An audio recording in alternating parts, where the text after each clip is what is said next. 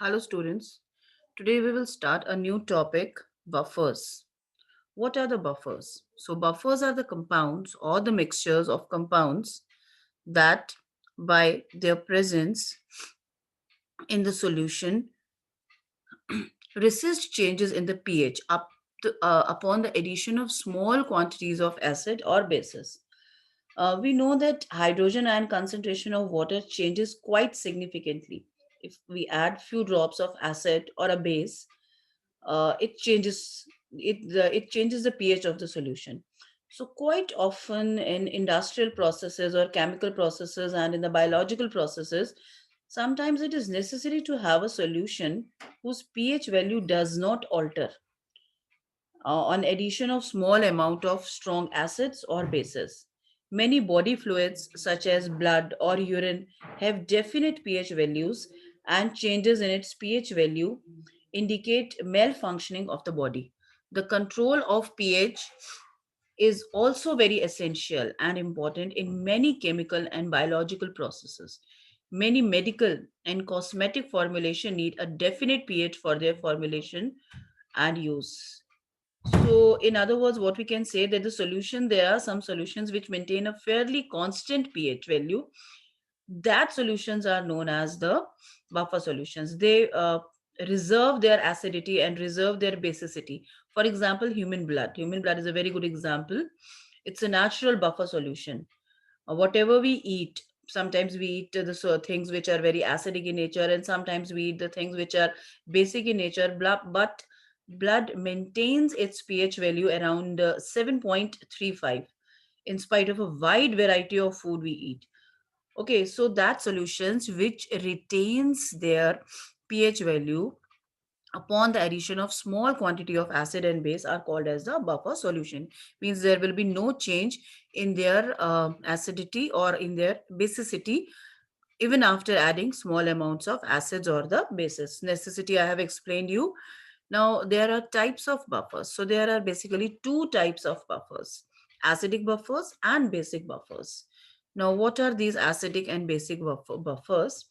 So first let's understand acidic buffer. So acidic buffer solution is a solution which contains equimolar quantities of a weak acid and it's solved with strong base. Means there should be one weak acid and the salt of that weak acid with a strong base. बात समझ में आ रही है ना? एक weak acid होगा और उसी का एक सॉल्ट होगा with a strong base. For example, we know acidic acid. Acidic acid is a weak acid, and sodium hydroxide is a strong base. So when acidic acid reacts with sodium hydroxides, it forms sodium acetate. Clear? Sodium acetate, where this acetate has come from weak acid and this sodium has come from strong base. So this is the buffer solution. Okay यहाँ पे क्या हुआ, H की जगह जो acid था उसकी जगह हमारा स्ट्रॉन्ग बेस का जो भी आयन था वो आ गया basically. Okay, so there are some more examples also.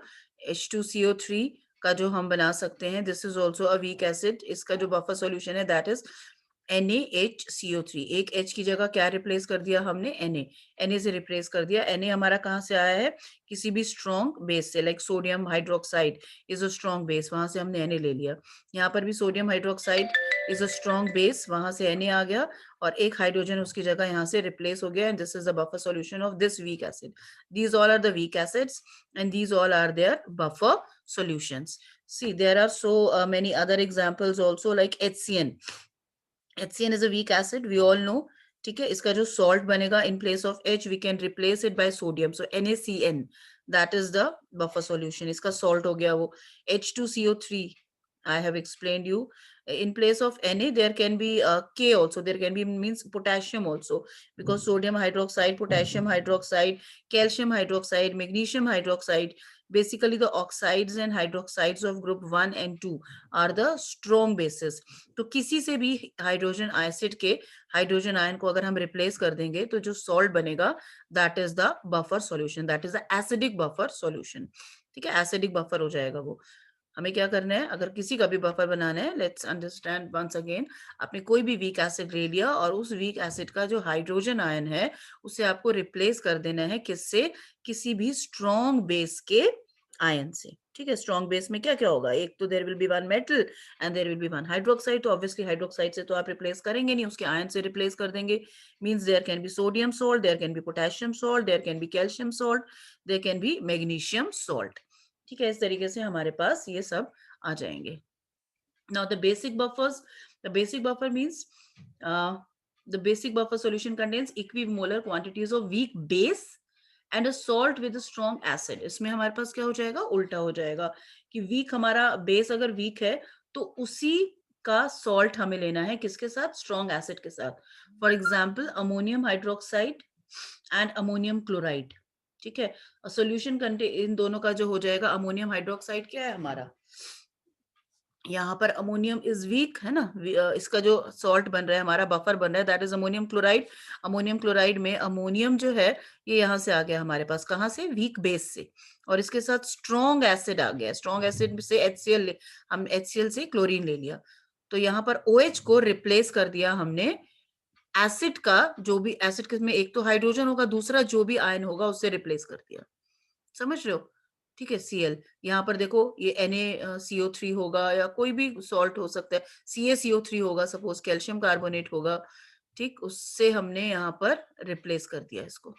Ammonium, तो ये अमोनियम है, सही है, these all are the weak bases. इनके OH को हमने रिप्लेस कर दिया है किसके साथ, इसके साथ हमने कोई भी स्ट्रॉन्ग वाला एसिड में से उसका आयन लेकर लगा दिया। ठीक, तो इस तरीके से हमारे पास और भी बहुत सारे हैं, लाइक हमारे पास क्या है, CH3CO, NH4 and NH4 whole twice CO3, NH4 whole thrice POH, these all are the buffer solutions। ठीक है, तो अब ये हो गए हमारे पास बफर सॉल्यूशन। हमने क्या बोला कि buffer solutions are the solution जिनमें अगर हम एसिड या बेस ऐड कर दें तो उनके पीएच वैल्यू पर कोई फर्क नहीं पड़ता। Now let's understand how these solution resist their pH value. किस तरीके से वो रेसिस्ट करते हैं, ऐसा क्या होता है कि फर्क नहीं पड़ता। तो here we have studied about common ion effect, है ना। तो common ion effect will play a very important role in this process। Now let's understand कि क्या हो रहा है इस process में।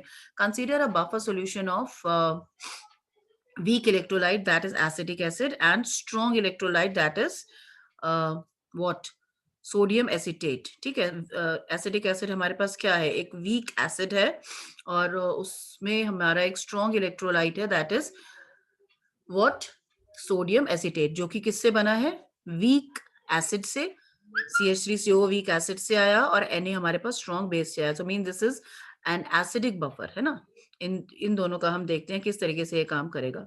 सो there will be a large concentration of sodium ions when it will dissociate. तो क्या होगा, यहाँ पर स्ट्रॉन्ग बेस है तो ये अच्छे तरीके से डिसोसिएट होगा, तो इसमें जो सोडियम का कंसंट्रेशन है वो बहुत ज्यादा होगा, है ना। हमने पढ़ा है strong electrolytes and weak electrolytes के बारे में। सो सोडियम का कंसंट्रेशन होगा इसमें और एसिटेट का कंसंट्रेशन होगा। ऑन द अदर हैंड, अब हमने इसमें क्या किया कि हमारे पास क्या है, बफर सॉल्यूशन है। अब हम क्या बोल रहे हैं, बफर सॉल्यूशंस वो होते हैं जिसमें एसिड या बेस डालने पर कोई चेंज नहीं हो। देखते हैं कि कोई चेंज होता है या नहीं होता। तो let's add HCl acid in that. हमने क्या करा, HCl एसिड को उसमें हमने ऐड कर दिया। Okay, so what we have done, let's understand it again. We have taken the solution. The solution contains a large number of sodium acetate ions and also a large number of undissociate acetic ion molecules। ठीक है, ये हमने यहाँ पर ले लिया है। Large number of sodium यहाँ पर डिसोसिएट हो रहा है, और दूसरी तरफ हमारे पास क्या है, एसिटिक एसिड है, उसमें तो डिसोसिएशन बहुत कम होगा क्योंकि वो क्या है, हमारा वीक है, बहुत ज्यादा वीक एसिड है, तो उसमें जब डिसोसिएशन कम होगा तो हम किसके एसिटेट आयन को कंसीडर करेंगे, इस वाले के, क्योंकि ये स्ट्रॉन्ग इलेक्ट्रोलाइट है। हमने पढ़ा है कॉमन आयन इफेक्ट में, जब स्ट्रॉन्ग इलेक्ट्रोलाइट डिसोसिएट होता है और जब एक वीक इलेक्ट्रोलाइट डिसोसिएट होता है तो हम किसके कंसेंट्रेशन को कंसीडर करते हैं, स्ट्रॉन्ग वाले को। ये जो है ये इसमें डिसोसिएट हो रहा है और ये इसमें और इसमें डिसोसिएट हो रहा है। ये वाला कंसेंट्रेशन काफी कम है बिकॉज वीक का वो हो रहा है, वीक इलेक्ट्रोलाइट का डिसोसिएशन है, but this is strong electrolyte. तो यहाँ पर एसिडिक एसिड का कंसेंट्रेशन यहाँ से भी आ रहा है और यहाँ से भी आ रहा है, बट यहाँ से जो आ रहा है उसे हम कंसीडर ही नहीं करेंगे because that is very less in quantity. ठीक है, तो बेसिकली ये हमारे पास आ गया। अब हम इसमें ऐड क्या कर रहे हैं, HCl। अब HCl जब ऐड करेंगे तो HCl will dissociate completely into hydrogen ion and chlorine ion, completely dissociate होगा, स्ट्रॉन्ग ऐसे ही है, तो हाइड्रोजन आयन का कंसंट्रेशन बहुत ज्यादा होगा, है ना। So what will happen, the hydrogen ion will neutralize the effect of this CH3CO।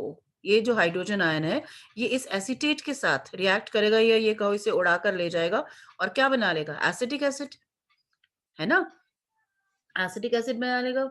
So it means the hydrogen ion will neutralize the acetate ions in the solution. So there will be no change in the pH value. क्योंकि pH value में change किसकी वजह से आना चाहिए था, pH में या तो हाइड्रोजन आयन की कंसंट्रेशन अगर बढ़ती तो सॉल्यूशन एसिडिक हो जाता नेचर में, मगर एसिड मिलाने पर हुआ क्या कि हाइड्रोजन आयन बने तो बहुत सारे काफी सारे सॉल्यूशन में आए, बट वो सारे के सारे ये जो एसिटेट आयन था उसके साथ रिएक्शन करके उन्होंने क्या बना लिया, एसिटिक एसिड बना लिया। ठीक है, तो एसिडिक एसिड जब बन गया तो क्या होगा, कॉमन आयन इफेक्ट की वजह से एसिटिक आयन की कंसंट्रेशन सॉल्यूशन में ज्यादा हो जाएगी, तो वो भी हमारा फर्दर डिसोसिएट नहीं होगा, तो सॉल्यूशन में से हाइड्रोजन आयन कम हो गए। कम क्यों हो गए, क्योंकि उन्होंने एसिटेट के साथ रिएक्शन करके एसिटिक एसिड बना लिया। तो सॉल्यूशन का जो पीएच है उस पर कोई फर्क ही नहीं पड़ा। हालांकि स्ट्रॉन्ग एसिड मिलाने से एसिडिक नेचर बढ़नी चाहिए थी, लेकिन एसिडिक नेचर तो बढ़ती इस हाइड्रोजन आयन से, बट हाइड्रोजन आयन सारे के सारे एसिटेट आयन को न्यूट्रलाइज करने में यूज हो गए, इसलिए इसकी कंसंट्रेशन पर कोई फर्क नहीं पड़ा। Now on the other hand if we add base, some base in that, ये तो हो गया इसी का सारा हमारा clarification. Now if we add some base in that, अगर आप इसी में ये जो हमारा सॉल्यूशन है, ये जो हमारा बफर है, अगर इसमें अगर हम कोई स्ट्रॉन्ग बेस ऐड कर सकते देते हैं, means if on the other hand if we add few drops of ammonium hydroxide in this buffer solution, so what will happen, ammonium hydroxide will give us OH ions, sodium ion and OH ion. Okay, these OH ion will combine this hydrogen and will form water. This is acidic acid which is already there, है ना। अब इस ये में हमारा dissociate हुआ था तो वीक इलेक्ट्रोलाइट है, तो ये हमारा ब्रेकडाउन हो रखा है कि ऑलरेडी एसिटेट और हाइड्रोजन आयन में। अब आपने इसमें एक स्ट्रॉन्ग बेस मिला दिया जो डिसोसिएट होगा Na और OH में। अब इस OH की वजह से सॉल्यूशन का बेसिक नेचर बढ़ना चाहिए था, बट ये OH कहाँ कंज्यूम हो गया, वो इस हाइड्रोजन के साथ कंज्यूम हो गया, इसके साथ मिलकर उसने क्या कर लिया, वाटर बना लिया। So the OH ion will combine with hydrogen ion present in the buffer solution to form unionized water molecule, and this would result in the greater ionization of acetic acid, है ना। यहाँ पर अब क्या हो गया, हाइड्रोजन आयन की concentration कम हो गई क्योंकि वो वाटर बनाने में कंज्यूम हो गया OH के साथ।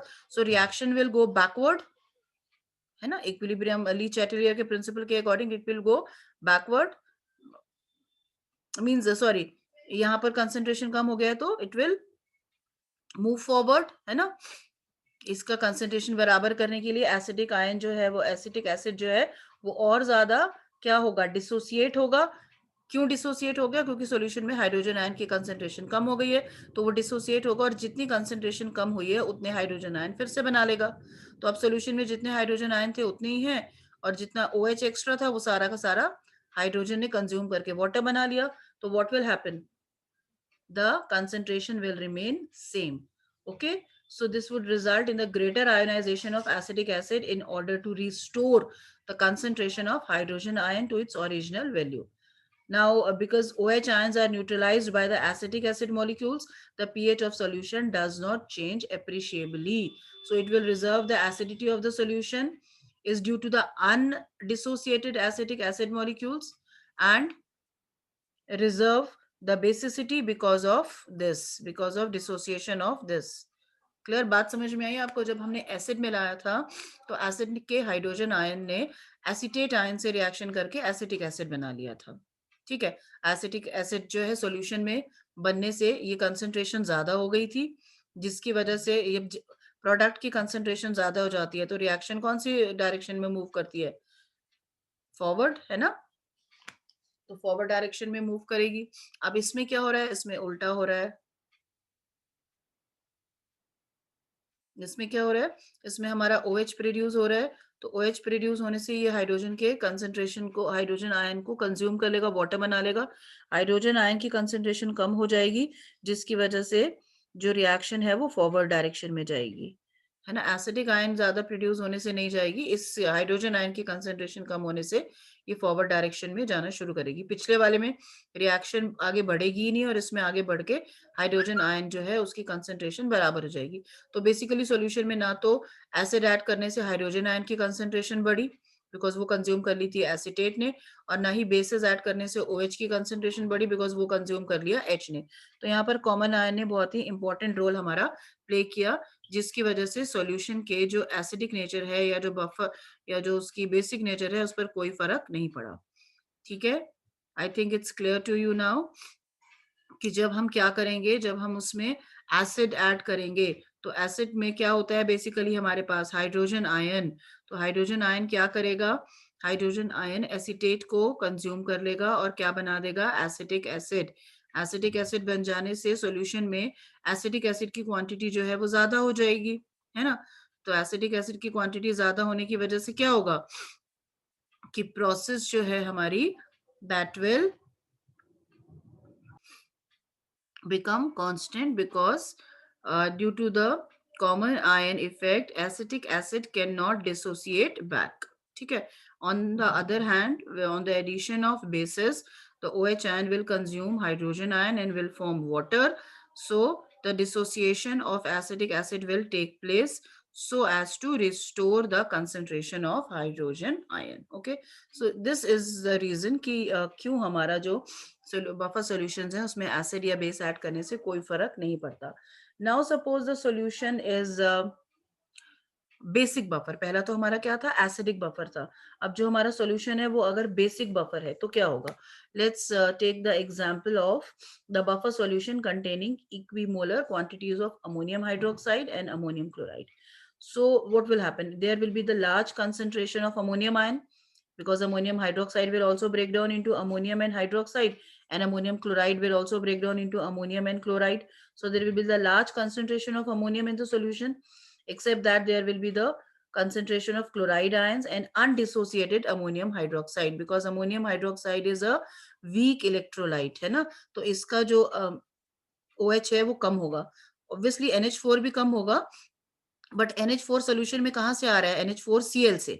NH4Cl is a strong electrolyte, वो बहुत अच्छे से डिसोसिएट होगा, तो वो क्या करेगा, अमोनियम देगा और क्लोराइड देगा। तो अमोनियम का कंसेंट्रेशन हम NH4Cl वाला कंसीडर कर लेंगे, ये तो काफी कम है, लेकिन अमोनियम क्लोराइड से काफी मिल रहा है, तो सोल्यूशन में अमोनियम क्लोराइड से भी अमोनियम आ रहा है और अमोनियम हाइड्रोक्साइड से भी आ रहा है, तो सोल्यूशन में अमोनियम काफी ज्यादा रहेगा। On the other hand because it is strong, तो क्लोराइड भी काफी होगा सॉल्यूशन में, तो ये दोनों बहुत होंगे। और अमोनियम हाइड्रोक्साइड जो है ये तो वीक इलेक्ट्रोलाइट है, तो ये बहुत कम क्वांटिटी में, या इसे कह लो आप कि अनडिसोसिएटेड अमोनियम हाइड्रोक्साइड पड़ा रहेगा। अब क्या हो रहा है, अब इस सॉल्यूशन में suppose we are adding any acid, means we are adding few drops of HCl in that. तो HCl will is a strong acid, so it will completely break down into hydrogen and chloride ion.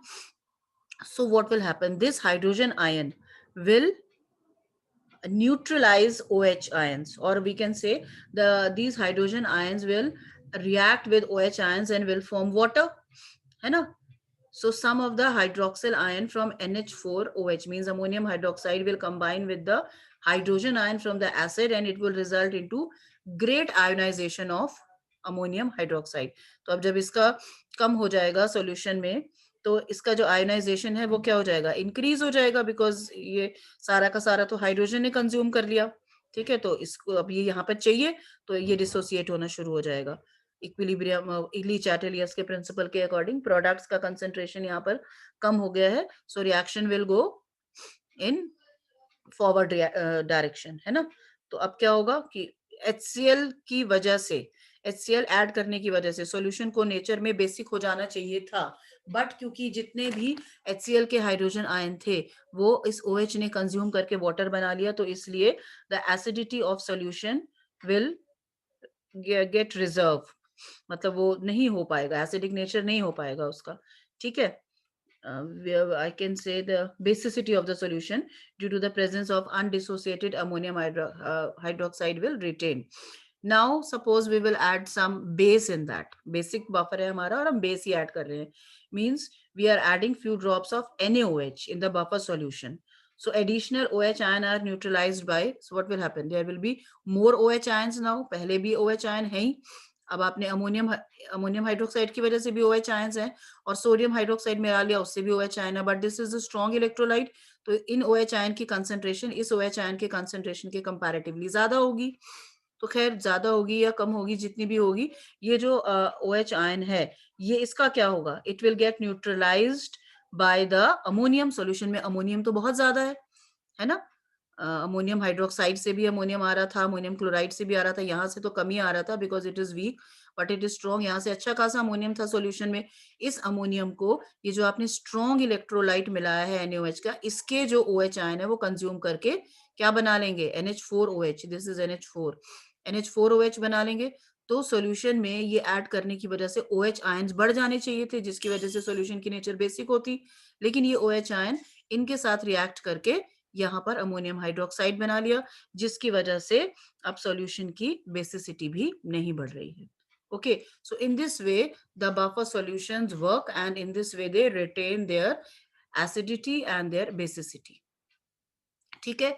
Now how we can calculate the pH of the buffer solutions? ठीक है, ये question आपको exam में आता है। तो अब क्या करेंगे, first of all we will write down the reaction. ठीक है, हमारे पास यहाँ पर ये एसिड आ गया, suppose this is a weak acid. ठीक है, it is dissociating into the ions, breaking down into ions. कम होगा या ज्यादा होगा, ब्रेक डाउन तो होगा ही।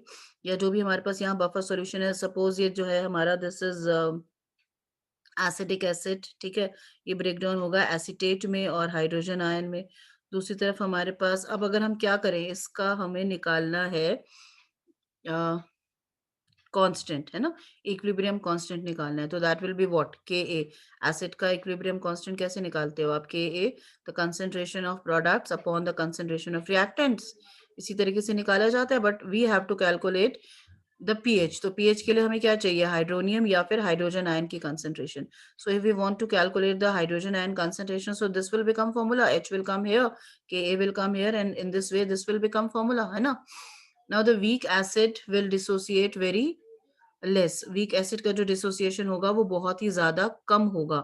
तो कम होने की वजह से क्या होता है कि कॉमन आयन इफेक्ट की वजह से जो उसके हमारे पास which provides A minus ion, as a result the equilibrium constant, इसको देखो, मैं इसको आपको यहाँ पर एक्सप्लेन करती हूँ।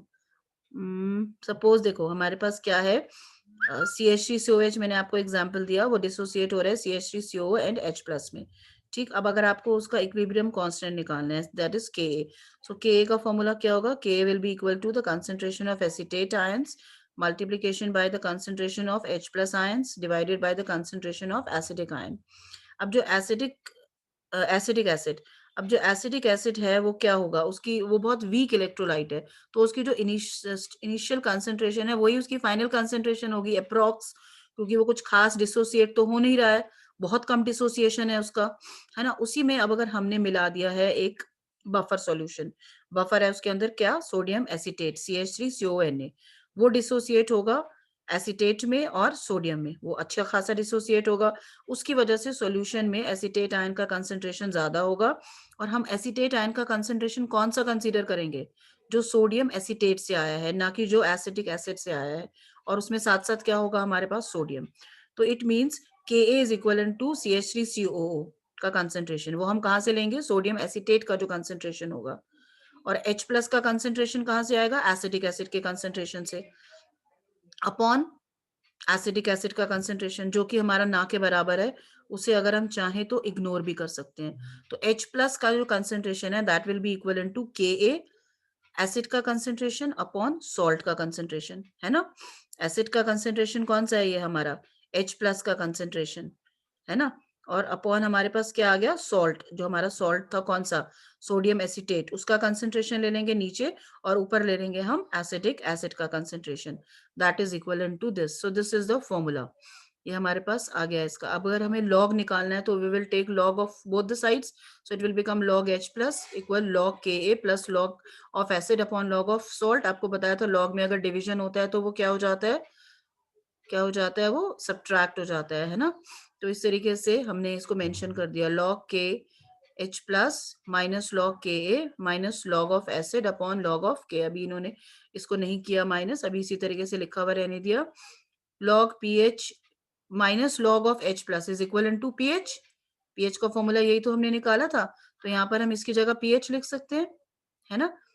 And minus log K A is equal to P के। माइनस लॉग का मतलब ही क्या होता है, पावर यानी पी, है ना, या पोटेंजे मैंने बताया था आपको, तो इस तरीके से आप लिख सकते हैं। सो पीएच इज, इसकी जगह आपने पीएच लिख दिया इस इक्वेशन में, दिस इज पीएच। इसकी जगह आपने पी के लिख दिया, this is this, minus log of acid upon minus log of salt.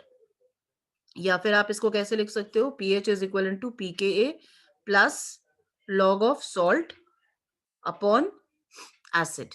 ठीक है, तो ये this is called as Henderson Hasselbalch equation. इसकी हेल्प से we can calculate the pH values of buffer solution if the concentration of acid as well as that of salt are known. अगर हमारे पास acid के concentration और salt का concentration है, तो इसकी हेल्प से हम अपने बफर सॉल्यूशन का पीएच निकाल सकते हैं। ठीक है, इसी तरीके से बेसिक के लिए भी हम फॉर्मूला डिराइव कर लेंगे। यही सेम वे होगा हमारा, जिस तरीके से हमने एसिड का निकाला। पहले हम इक्वेशन लिख लेंगे, इक्वेशन के अकॉर्डिंग हमने क्या बोला, Kb will be equal to the concentration of products upon the concentration of reactants. ठीक है, तो OH का कंसंट्रेशन निकालना है अगर, तो OH को यहाँ ले आएंगे, this will become like this. Clear. अब OH is equal to Kb of base upon salt, दोनों साइड का लॉग लेंगे। सेम इसी तरीके से इसका हमारे पास क्या फॉर्मूला आया जाएगा, POH is equivalent to PKB plus log of salt upon log of base. So these are the two formulas with the help of which we can calculate the pH of acidic buffers and pH of basic buffers. क्या क्या formulas आ गए हमारे पास, POH is equivalent to PKB plus log the concentration of salt upon concentration of base. और अगर हमें pH निकालना है तो that is, अगर हमारे पास सपोज पीओएच भी हमने निकाल लिया and we have to calculate pH, तो आप क्या करो, 14 में से माइनस कर दो पीओएच की वैल्यू, दोनों में से कोई भी एक चीज निकाल कर, या पीएच पहले निकाल लो और पीओएच अगर आपको कैलकुलेट करना है तो 14 में से माइनस कर दो। या फिर पीएच के लिए हमने फॉर्मूला डिराइव किया ही है, that is what, pH is equal to pKa. PKb की जगह क्या हो जाएगा, pKa plus log concentration of base upon concentration of acid. ठीक है ना, कंसेंट्रेशन ऑफ कॉन्जुगेट बेस कह सकते हो आप उसे, सॉल्ट कह सकते हो, अपॉन कंसेंट्रेशन ऑफ एसिड। इसका रिवर्स हो जाता है, अपोजिट हो जाता है, उल्टा हो जाता है, rest it will remain same. So these two formulas you people have to use, and with the help of that you can calculate the buffers, that pH। एक pH निकालो तो pOH के लिए आप as I told you 14 में से subtract कर सकते हो, किसी भी तरीके से आप कर सकते हो। Now this is one of the examples, let's see this। Calculate the pH of the buffer solution containing 0.3 moles per liter of acetic acid. Acetic acid is a acid, weak acid, and 0.1 moles per liter of sodium acetate. Sodium acetate, this is a 0.1 is the concentration of salt and 0.03 is the concentration of acid. ठीक है, and pKa is given to you, and what we have to calculate, pH। pH का formula हमने क्या बोला था acidic buffer के लिए, pKa plus log concentration of salt upon concentration of acid। pK is given to you 4.57, concentration of salt is given to you 0.1, concentration of acid is given to you 0.03, put all the values, calculate। So the pH of the buffer solution containing 0.3 m of acetic acid and 0.1 m of sodium acetate is 5.09. Okay, there is one more example. Calculate the pH of buffer solution containing 0.05 mole per liter of formic acid. Okay, again a weak acid, and 0.10 mole per liter of sodium formate. Okay, now this is a buffer solution, है ना। देखो weak acid है ये, weak acid को हमने एक strong base sodium hydroxide से replace कर दिया, तो this is a buffer solution. Ka for the formic acid is given to us, concentration of acid is given to us, concentration of salt is given to us, the value of Ka is given to us। we will put all these things in the formula। ठीक है, 3.75 कहाँ से आया हमारे पास, this will come from here। Ka given है ना हमें, तो we have to calculate pKa, means pKa means power means log, so pK is equivalent to minus log of Ka। तो ये जो आपको 1.8 into 10 to the power minus 4 दिया था, इसका log निकाल लेंगे। कैसे निकालेंगे, 4 जो है वो आगे आ जाएगा इसमें, 10 to the power 4 है ना, 4 log 10, log 10 की वैल्यू कितनी होती है 1, log 1.8 की वैल्यू हम देख लेंगे कितनी आ रही है, दैट इज 0.2 0.25 आ रही है, you can see on the table, आपको टेबल पे देखना सिखा रखा है ऑलरेडी मैंने। एंड देन 4 के साथ उसको कैलकुलेट करेंगे। 4 कहाँ से आया, ये -4 आगे आ गया था, है ना? और जब मल्टीप्लिकेशन होता है तो हम ऐड करते हैं, तो ये ऐड हो रहा है, सो इट विल बिकम 3.75। ये वैल्यू हमने यहाँ रख दी। Concentration of salt is given to us which is what, 0.10, है ना? सोडियम फॉर्मेट का दिया हुआ है। और फॉर्मिक एसिड का कितना दिया हुआ है, 0.25। This is the concentration of acid, को कैलकुलेट करेंगे। So in this way the answer will come to us. Clear? So these are some of the questions you people have to practice. Applications of buffer I have already explained you कि कहाँ कहाँ medicines वगैरह में, इन सब चीजों में हमें buffer को मेंटेन करके रखना होता है। ठीक है, तो इस ऐसे हम इसको कर सकते हैं इंजेक्शंस में, और स्पेशली मेडिसिन में, आई प्रिपरेशंस में। These are some of the places where we want the buffer solution, जहां पर एसिड या बेस थोड़ा अमाउंट में ऐड करने से उसके पीएच पे कोई फर्क ना पड़े। सो this is all about the buffer solutions. Okay, do practice for the numericals.